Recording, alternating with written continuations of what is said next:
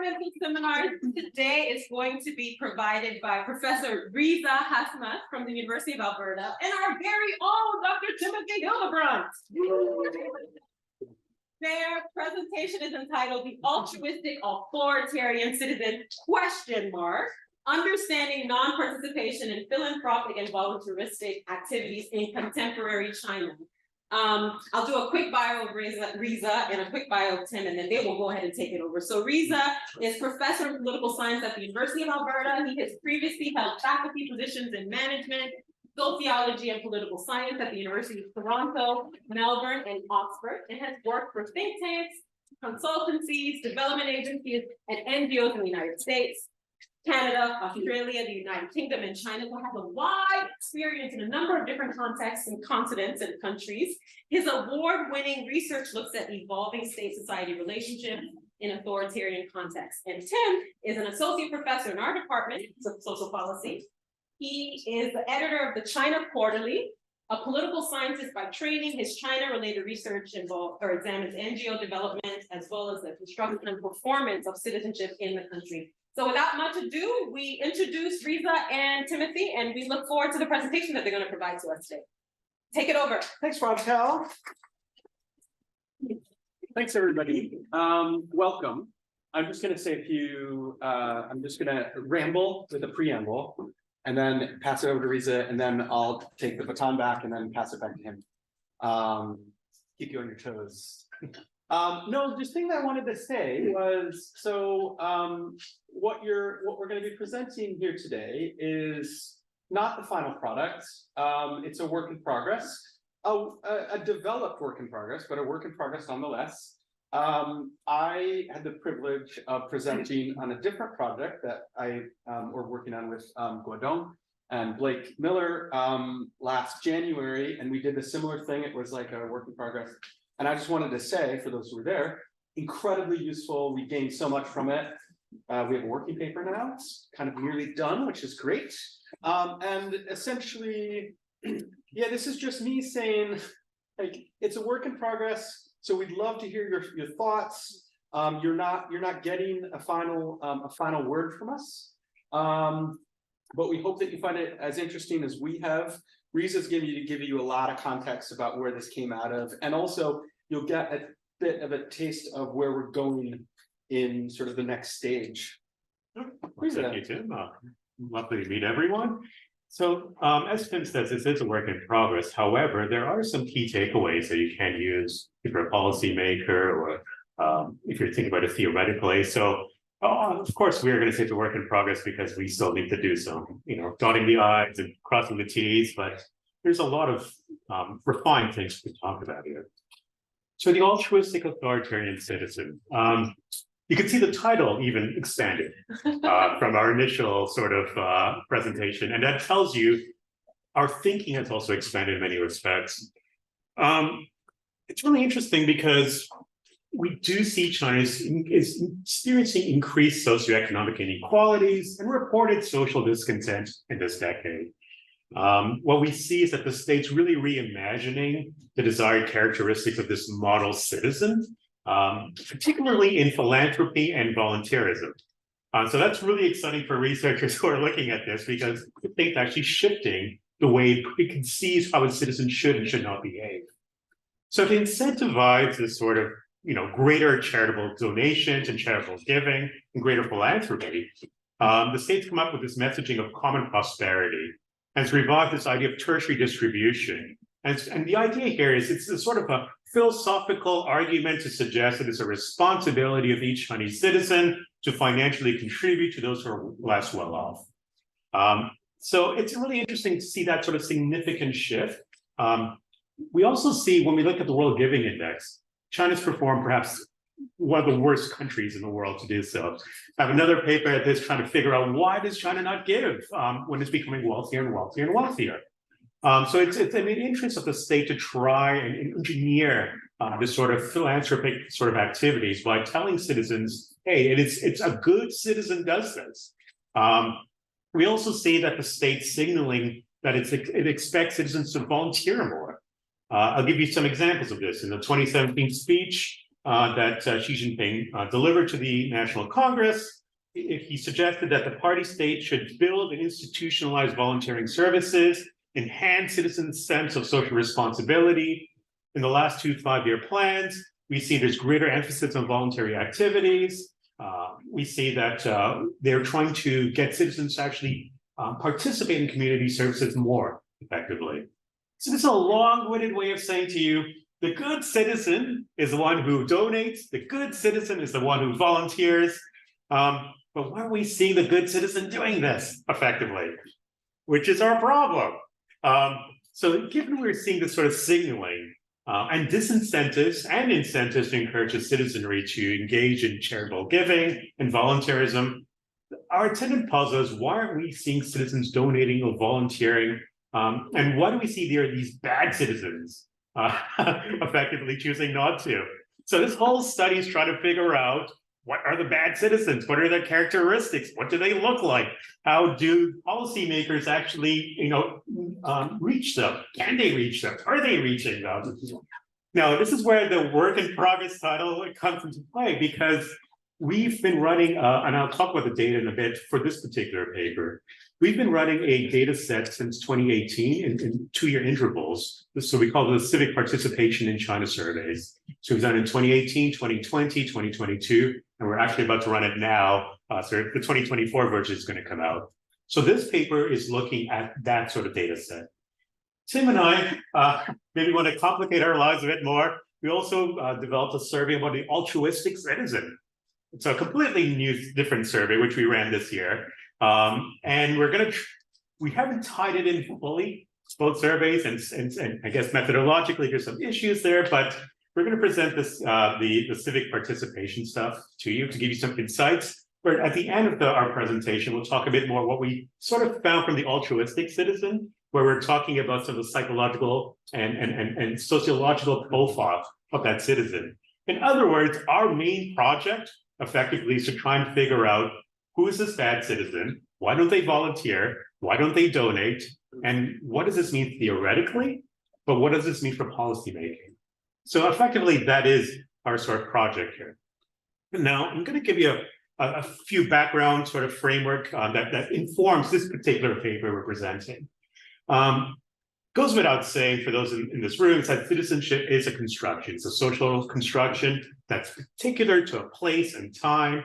So really understanding the good and bad citizen, their needs, their desires, it's really locally understood.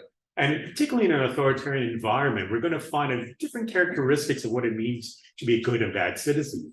Now, most states don't actually explicitly express a good citizen does this and a bad citizen conversely does that. The Chinese state makes it easier for us because we can point to the fact that they're saying a good citizen volunteers, a good citizen does philanthropy, and so forth. So we do have some sort of proxy to work from. There's also a very clear top-down quality to the conceptualization of a good citizen. Political systems ultimately teach citizens the behaviors that's expected from them. So from this project, Tim and our group of colleagues, we've actually looked at conceptualization of citizenship.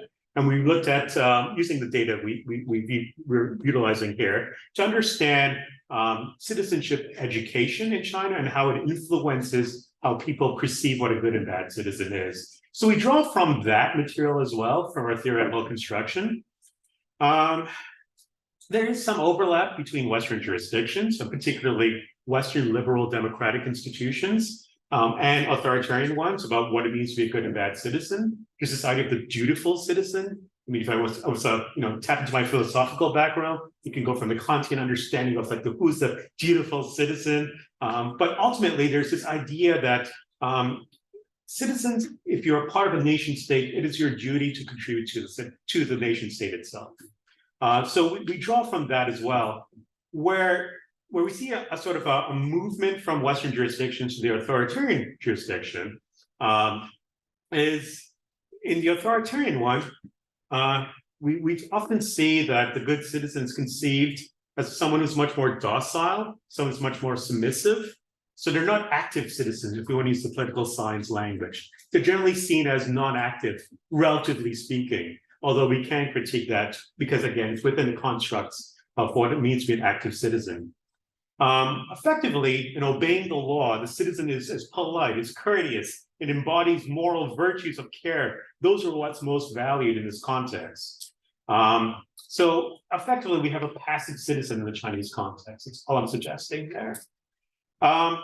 Another sort of consideration that we have is perhaps China's, quote, bad citizens, those who don't volunteer, those who don't engage in philanthropic sort of activities, are basically insecure bystanders. So effectively, they have, these are citizens in status, but they have no sense of solidarity with others. They see the need and suffering taking place, but they really don't want to take any action to help. So it is plausible that these sorts of citizens are not inherently bad citizens per se, but their badness lies in the fact that they consciously opt out of citizenship altogether. Now, we've seen this trend happening among young people, particularly in a lot of jurisdictions around the world. China's no exception to this, at least so we hypothesize. We could see that that citizens might opt out of this sort of dutiful sort of citizen as a form of protest against the state or reaction against perceived socioeconomic conditions or worse lived opportunities. And there's also another sort of movement that we need to entertain theoretically within our framework. There's a lying flat movement in China right now. And these are individuals, notably those in their 20s, who have rejected societal pressures and to overwork and to overachieve. So effectively, they become less and less engaged citizens.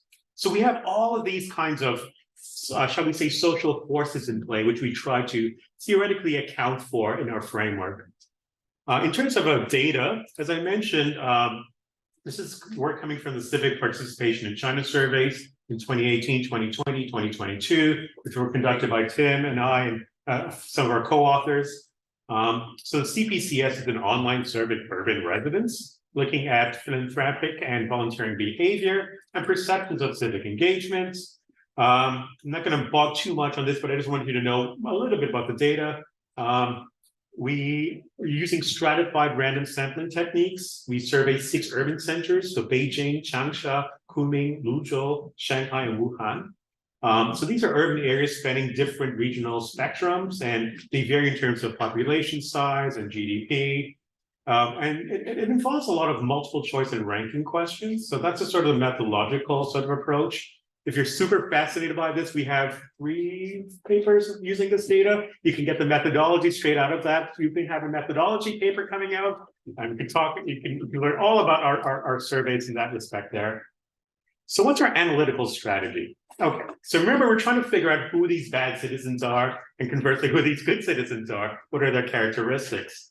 And we're looking particularly in terms of charitable giving and volunteering.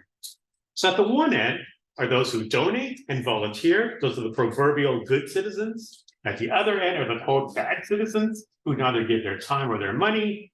In the middle are those who do one but not the other, who are either donators, so they donate but they do not volunteer, or they're volunteers who volunteer but do not donate. So following research in other jurisdictions, we surmise that there's various manifestations of citizenship here that can interact with demographic characteristics, such as income, age, location, and Communist Party of China membership. So in particular, we are interested in how motivations for not giving or volunteering are shaped at 3 different levels. At the state level, so citizens' attitudes towards the state and the party. At the social organizational level, so citizens' preconceptions about non-governmental organizations and social organizations in general. And at the individual group level, the influence of citizens' social circles and their perceptions of those who engage in charitable giving and or volunteering. So effectively, the underlying idea here is that the state and the party play a crucial role in organizing civil affairs in China. On another level, we suggest that social organizations have played an increasingly prominent role and public role in the realms of volunteerism and charitable giving. And so we also see that NGOs are widely closely tied to acts of good citizenship. So the expectations that the respondents' attitudes towards these social organizations might affect their action or inaction. At the individual and group level, citizens' inaction can be explained by behavior of others most closely around them, i.e. their social circle. So we're looking more of their sort of sociological sort of underpinnings and see how that influences it. As I mentioned, we've run an altruistic behavior survey, which is more individual psychologically oriented. And I'll give you some insights after I turn it over to Tim about what we found about the individual characteristics. So perhaps I can pause here. Sure. Actually, Yeah, you can just pass me that. Hi, everybody. Hey, Tim. We like to do this. Greet each other. So yeah, I'm just going to talk about first the descriptive statistics, and I'm not going to stick this up too long, but this is just sort of a sample of the of some of the important variables. And first and foremost, I'm just going to tell you a little bit about what our sample suggests about the makeup of good citizens versus bad citizens. So, I mean, look, I guess the good news from the state's perspective is that over 50% of our sample were what we'd call good citizens, in the sense that they both volunteer and give charitably, which is, yeah, it's great news, given the fact that the state has invested so much time, energy, and frankly, money into trying to convince people to do this, right? But on the flip side, 13% have done neither. And we argue that given how central sort of encouraging citizens to give and volunteer is to government policy, the fact that there are 13% actually is a pretty high number, right? Especially in the context of authoritarianism, right? Where we expect that people just do as they're told. I mean, this suggests that people don't do as they're told. Our sample also finds that 20% are what we call donators. They give money, but don't give of their time. And then 13% only give of their time, they're volunteers. So those sort of the kind of the general numbers. Now we do multinomial logistic regression to look at what is sort of the average bad citizen. And ultimately we find the average bad citizen in China is older, which is interesting because it actually comes in conflict with our altruism survey, but we'll talk about that later. But older, childless, lives in smaller cities on a lower income, and they're not members of the Chinese Communist Party, which is quite interesting. Party membership is as much to our,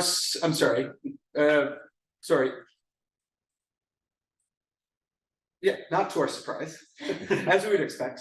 Party membership has the strongest effect on both volunteerism and charitable giving. Essentially, people who are party members are far more likely to give of their time and give of their money.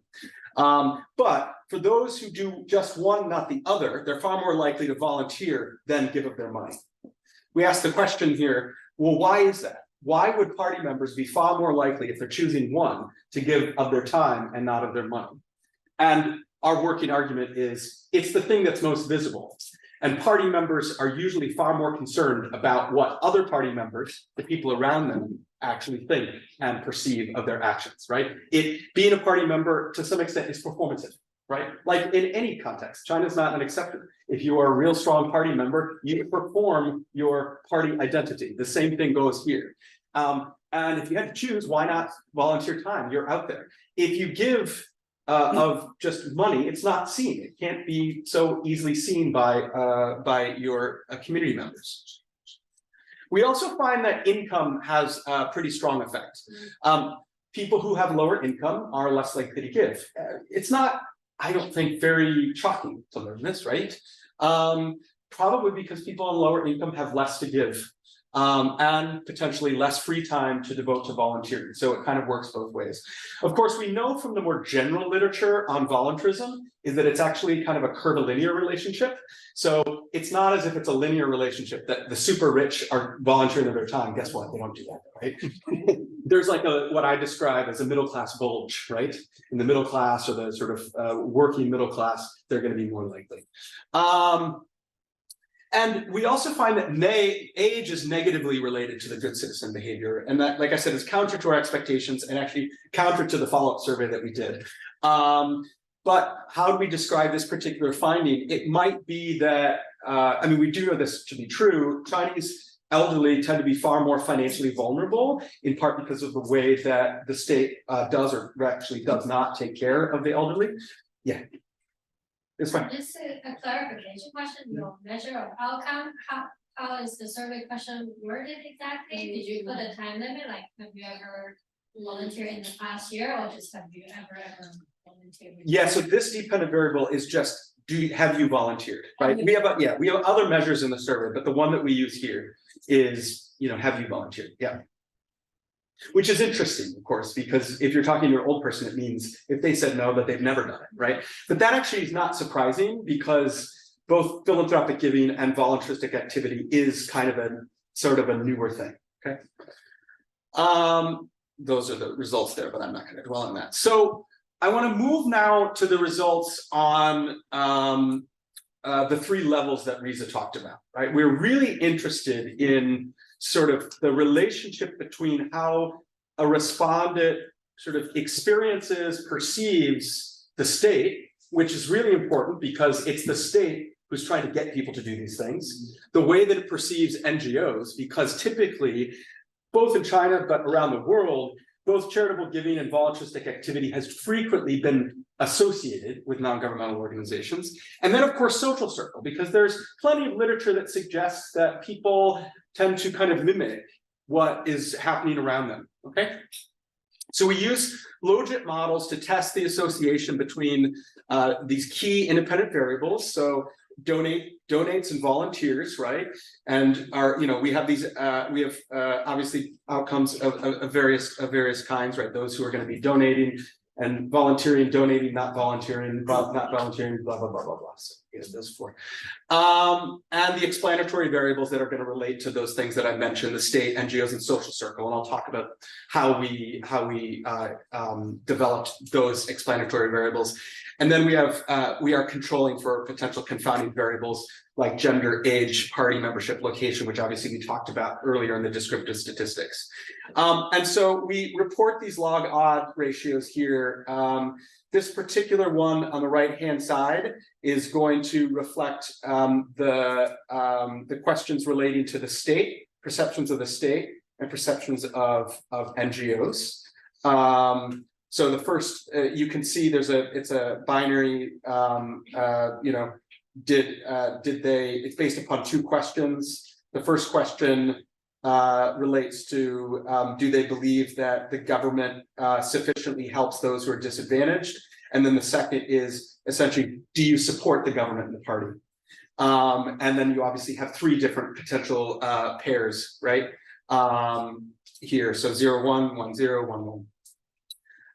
And then the same thing goes for NGOs, very similar types of questions. So do you believe that there is, it's a little bit different, the first one. Do you believe that NGOs are needed to help the disadvantaged in society? And then the second question relates to essentially, do you support NGOs and the activities that they do? What we find here quite interesting, starting with the state, we expected the relationship or sort of perceptions of the state to have the strongest relationship in affecting ultimately whether someone gives or volunteers. Again, that makes sense. You would expect in an authoritarian context, and especially in the Chinese context, because the state is making this central to the way that it shapes this notion of citizenship. What we find is any expression of non-support to the state had a negative effect on donation behavior. So essentially, people who were less supportive of the state were actually far less likely to give and volunteer. Those who are most critical and most unsupportive of the state were more likely to not donate than those who were least critical and more supportive. It makes sense based upon our expectation. What is sort of more surprising to us is that of the three levels that we look at, this is the weakest. The weakest relationship is with the state. The effect incidentally on volunteering was even greater, right? So, but it's in similar directions. So what is this relationship between good citizens and support for the state and bad citizens and non-support suggest? What we argue in the paper is that it suggests that citizens link voluntaristic activity and charitable giving with the state, and that's by parties' design. The state wants them to make that link, right? The state has been telling citizens, you should be engaging in this activity. And guess what? Citizens essentially are saying, all right, we get it. Voluntaristic activity and charitable giving is a state thing, is a party thing. So that's great, right? Of course, it's great if you support the party, but it's not so great if you don't support the party from the party's standpoint, right? It could make those who don't support the state even less likely to be good citizens because it's linking those ideas so closely together. If you want to be part of the lying flat generation, as Riza pointed out, and you want to silently register your discontent with the government, you don't volunteer and you don't give charitably. Yeah. I'm sorry if you said it or if it's actually obvious, but if actually giving and volunteering linked to state in practice, that volunteering in state organization or is it really different than each they're just making this link?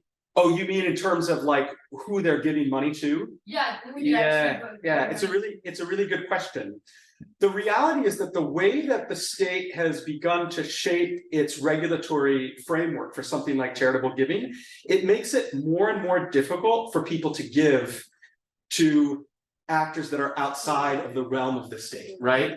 And actually previous work, some by us, but also by other scholars, has found that when people are giving to organizations, they're far more likely to give to government organized non-governmental organizations, or GONGOs, than non-governmental organized non-governmental organizations. So kind of, indirectly, but we would argue by state design. The state intends this to happen, right? They don't have to force people to give to state favored organizations or volunteer for state. When we talk about voluntarism, I mean, it's a good point. It's a good question because when we talk about voluntarism, if you're doing it because you want to stay within the favor of the party, you're doing this as a performative act, you're going to be volunteering for maybe a party favored organization or something like the Olympics, or you're going to be volunteering in times of a natural disaster, something that's very visible that is actually kind of linked to the party. So it's a great question. So yeah, We actually have a paper that should be coming out soon. It's on a journal one, looking at state-led versus citizen-led volunteerism. And it's really interesting because we do find there that citizens are more likely to engage in state-led ones because it's seen as performative and it's that they're a good citizen, and usually it's your social circle that matters the most. In fact, Tim's you're just giving away the punchlines, but effectively that's what we found in that paper as well. Yeah. So, and just about that. Sure. Do they understand volunteering as the state one, maybe? The possibility that they understand, like, do you volunteer as only for the state because it's a service? Like, how do they conceive of it? Yeah, maybe they do volunteering on organization against states, but they don't consider that volunteering in the world. Yeah, no, it's a good question. Yeah. So I'm gonna put on my moderator hat and say, It's too much. I'm gonna implore you to please not interrupt, let them finish the presentation and whatever questions you have, we can ask them. To be We may fair. run the risk of them not Yeah. finishing, Yeah. that's all right. No, that's fine, we can get into that, No, but no, it's fine. can we wait until the presentation is finished? Great. Uh, fantastic.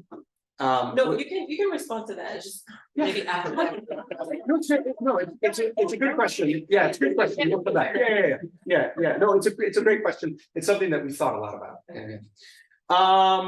So how about with NGOs? So just to remind you, we had these 3 response combinations, right? This question we ask about belief that NGOs are needed to support vulnerable individuals, and then also citizens should support NGOs. We find, interestingly enough, that support for NGOs alone had little effect on donating. And actually, in a way, that that sort of helps us get to this question that has been raised already, like, that they might be associating it with the state, right? But those agreeing that NGOs are not needing and also don't think citizens should support NGOs were 2.5 times more likely to not donate. So actually there is something about a belief in or lack of belief in NGOs and the efficacy that is behind the bad citizen. At least that's what it suggests. There are very similar results, by the way, for volunteering, right? And I should add that the views of the NGOs had a stronger effect than what we found for the state, but not as Riza so unkindly revealed our most exciting result. Yeah, I mean, what it suggests to us is that bad citizens do infer like a strong linkage between NGOs and charitable giving, at least to some extent, maybe not as strongly as we would have expected, but there is some relationship there that we would have expected. But as Riza said, I'll never let you forget this.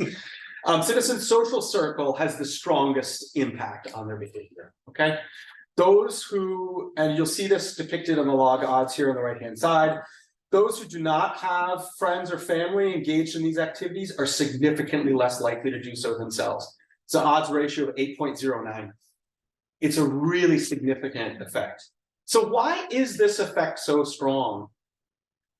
There are lots of things that we explore in the paper as to why it might be so strong. But one of the things, and it gets to the title of this paper, or sorry, of this presentation, and gets to the sort of follow-up survey that Riza has talked about, is that we suspected that this might be understood by how respondents perceive the behavior itself, right? How they perceive this act of voluntaristic activity and charitable giving. So we asked this question, do they see the actions as altruistic or self-interested?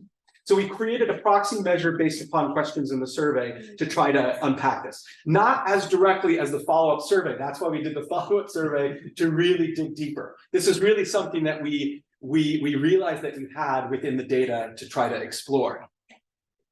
And there's some interesting results here. So chi-square tests reveal that bad citizens, again, those who don't volunteer or donate, are more likely to believe that the activities are done for self-interested reasons, which did sort of conform to what we sort of expected, that like, oh, maybe they just don't believe the activity is altruistic.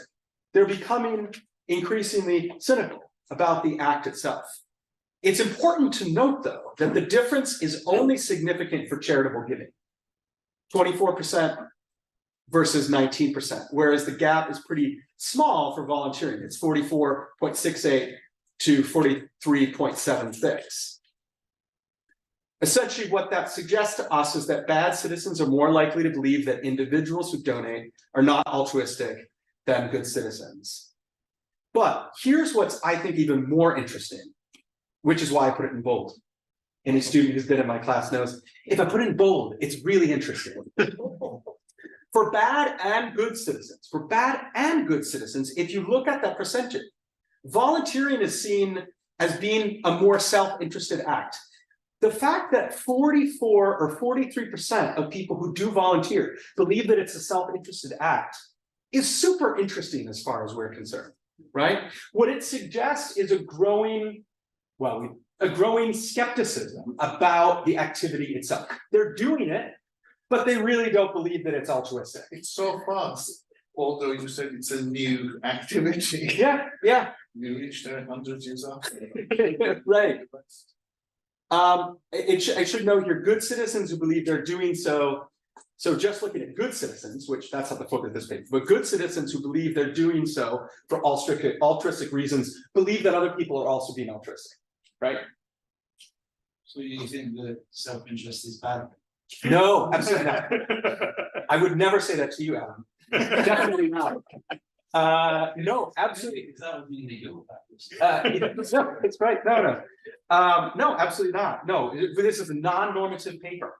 Not a bad thing, but why it could be potentially bad doing things purely for self-interest, or the perception that is purely for self-interest, could potentially degrade the value of it from the perspective of citizenship building, right? That you don't want, the state doesn't necessarily want to build or construct a citizen who's doing things purely out of their self-interest. At least they want we would argue, the illusion that, or the naive belief that this is for the good of the community.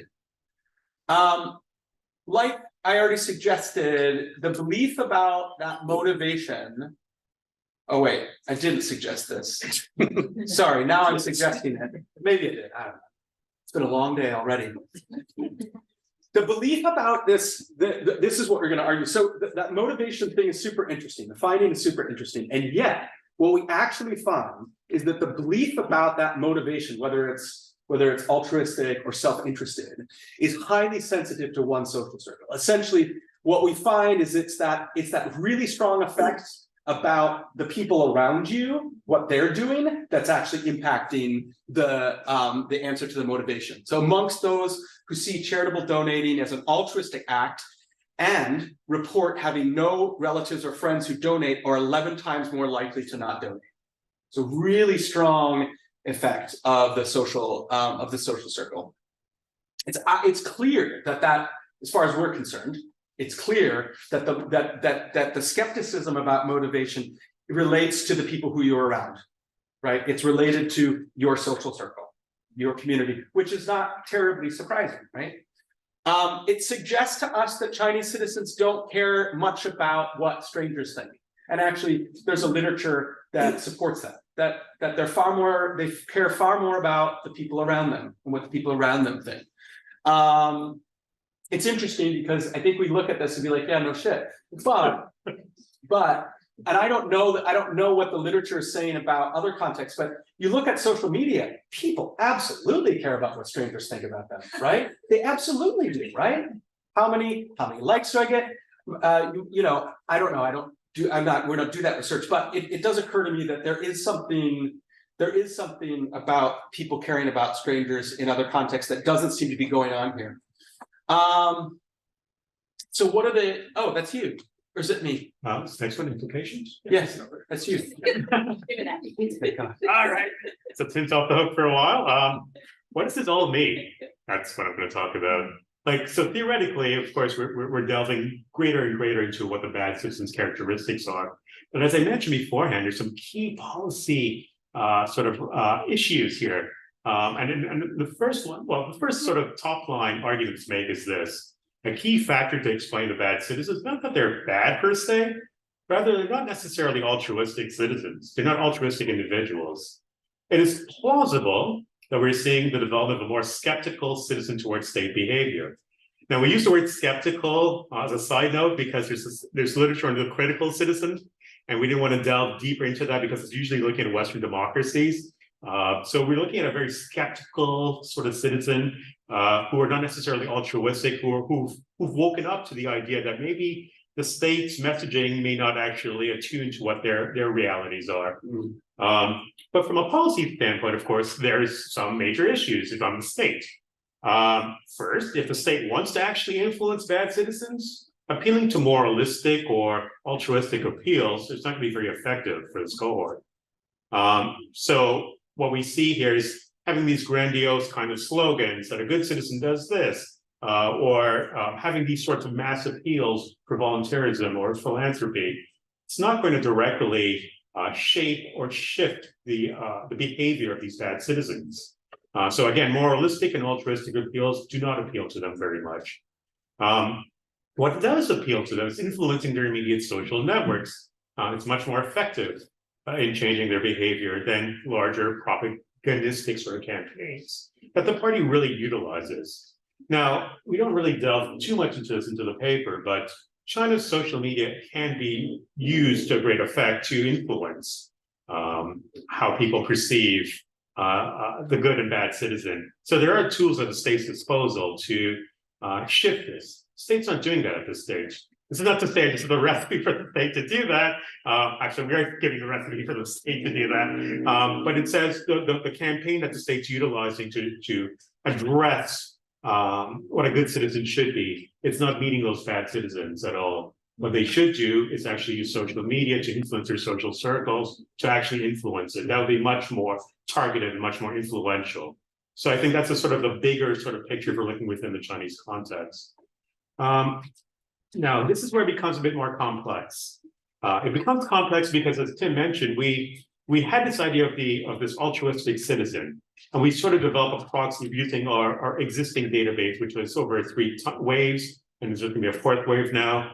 But we weren't satisfied with that because it was not a survey that was designed to test the altruistic citizen.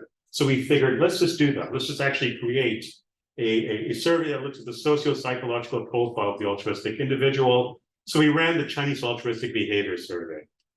I'll give you some insights into some of our preliminary sort of analysis. What we suggest here is that citizens who are more likely to perform altruistic acts are older age cohorts, are party members. In fact, compared to party members, non-party members declare that they're less likely to give out a larger share if they receive 1,000 yuan. So it's this classic experiment that economists run. If I give you $100, for example, and I say to you, a stranger gives you $100, the only caveat is you need to give part of that $100 to someone, another stranger. How much would you give? The underlying idea here is if you give 0, that means you're not very beautiful. If you give 100, you're very beautiful. So we try to run this within our experiment here. And we saw that that party members are much more dutiful. They're more likely to give using this sort of canon call sort of experiment than non-party members. So it suggests to us that party membership does play a role. And Tim's talked about the sort of performance that party members might want to play. Yeah, so it's really interesting from that standpoint. We also see comparatively individuals working for private companies and social organizations are more likely to donate. Those who have higher family income, over 20,000 yuan over a month, are more likely to donate. Those who live in larger cities are more likely as well. So we're also exploring psychological factors that might affect participation or non-participation. So we've developed an index on relationships, an index on social awareness. There's a loneliness index, which adapted from UCLA's loneliness surveys, and a subjective happiness. Those are things that we're looking to see characteristics of how this altruistic citizen might look like effectively. The preliminary sort of data that we've analyzed suggests that females, elderly people, people with higher levels of education, and again, party members are more likely to declare that they're happier. And because they're happier, they're somewhat more likelier to actually engage in some sort of civic engagement. We've also disaggregated by effective altruism, values-based altruism, and proximity-based altruism. And here we start to see, again, party members are consistent across. So there's something here that the good citizen and the party member are hand in hand in many respects. So surprise, surprise. Yeah. So it's interesting that we're seeing that. And again, I think that's where we are with this project. So we have this paper, which we've sort of presented. We have this new data set, which we're trying to explore how to utilize. And then we have a new wave of this new civic participation survey, which maybe we may incorporate at some point in our future papers. So thank you for allowing us to say a few words about this. Thanks, everybody.